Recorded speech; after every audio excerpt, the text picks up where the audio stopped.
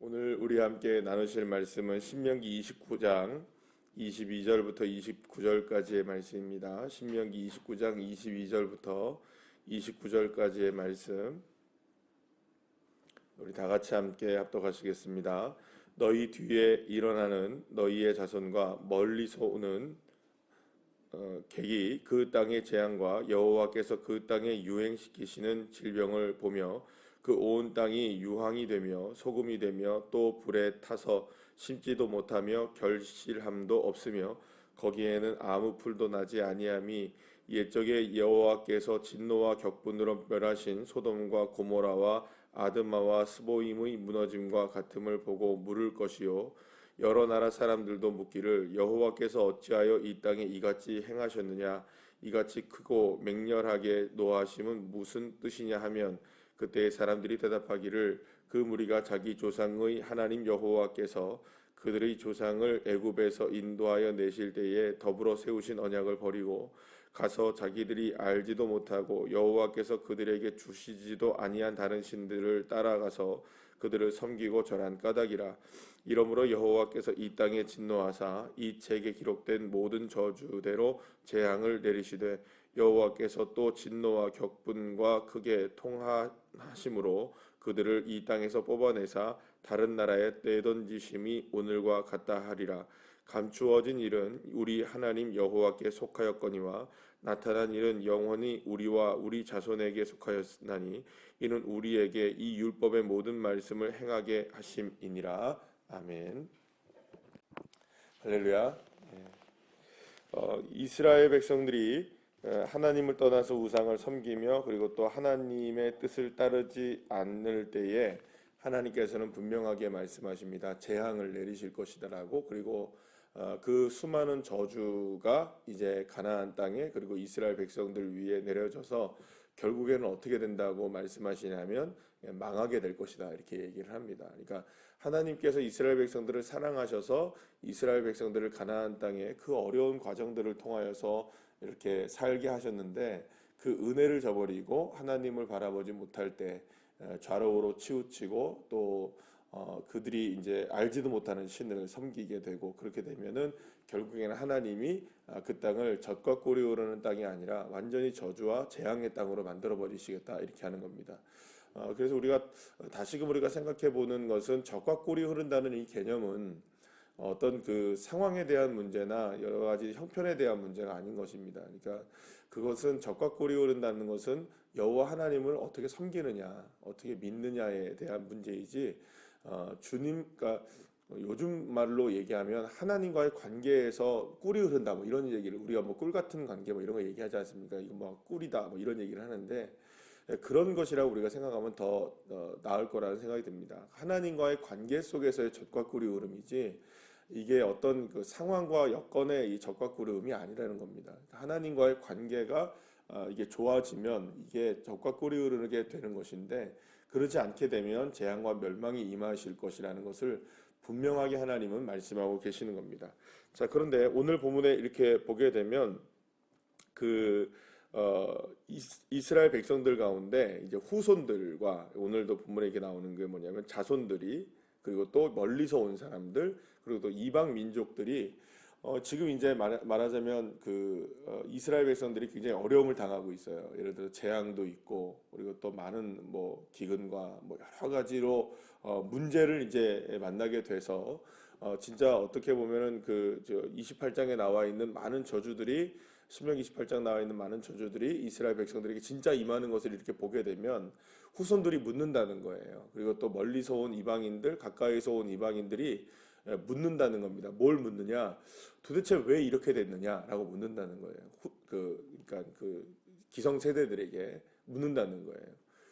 그래서 분명히 하나님께서 이스라엘 민족을 사랑하시고 분명히 하나님께서 이렇게 복을 주셔서 젖과 꿀이 흐르는 땅에 이곳에 정착하게 하셨는데 왜 하나님이 이스라엘에게 이러한 재앙을 내리십니까? 이러한 저주를 퍼부어셔서 망할 수밖에 없는 상황이 펼쳐지게 됩니까? 라고 후손들이 묻고 이방인의 사람들이 많이 묻는다는 거예요. 그때에 그 사람들이 대답을 합니다. 어떻게 대답을 하느냐?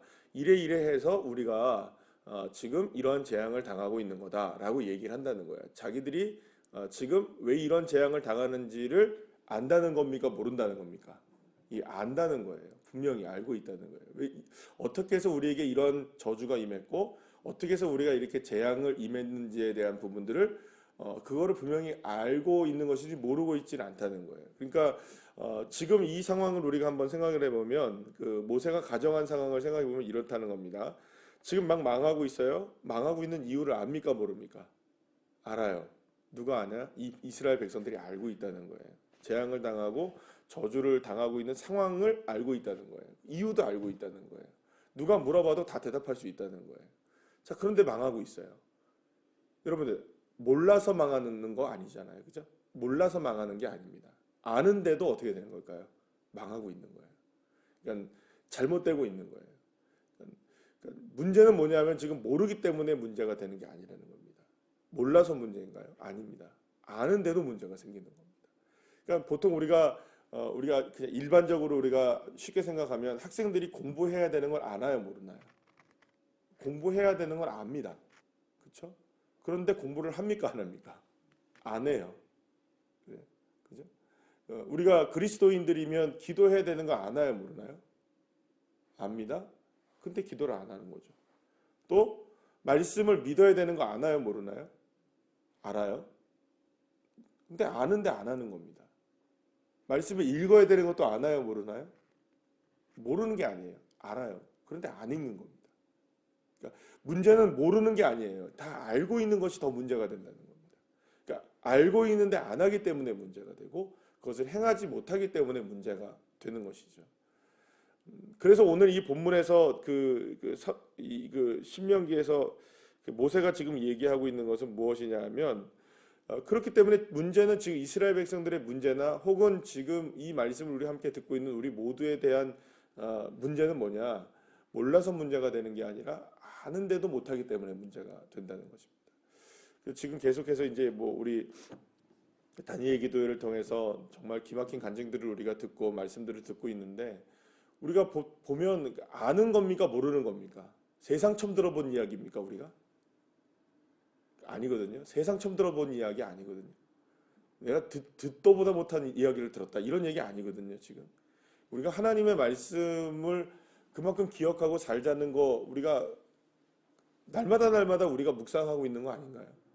근데 어떤 분들은 그거를 실행해서 진짜 하나님의 역사들을 경험하고 살고 근데 우리들은 알면서도 그걸 제대로 못하고 살아가는 겁니다. 그런 일들이에요. 그러니까 결국에는 우리가 보면은 아는 것과 믿는 것의 차이점입니다. 그러니까 몰라서 문제가 아니라 제대로 믿지 못하고 행하지 못하기 때문에 문제가 되는 것이죠. 그래서 오늘 이 본문의 29절 말씀에서 이거를 아주 정확하게 오늘 무슨 이야기를 하냐면 29절 말씀 우리 다 같이 다시 한번 읽어보겠습니다. 시작. 감추어진 일은 우리 하나님 여호와께 속하였거니와 나타난 일은 영원히 우리와 우리 자손에게 속하였나니 이는 우리에게 이 율법의 모든 말씀을 행하게 하심이니라 이렇게 나와 있습니다. 그러니까 지금 두 가지 일이 있습니다. 감추어진 일이 있고 드러나는 일이 있습니다. 나타나는 일이 있다는 거예요.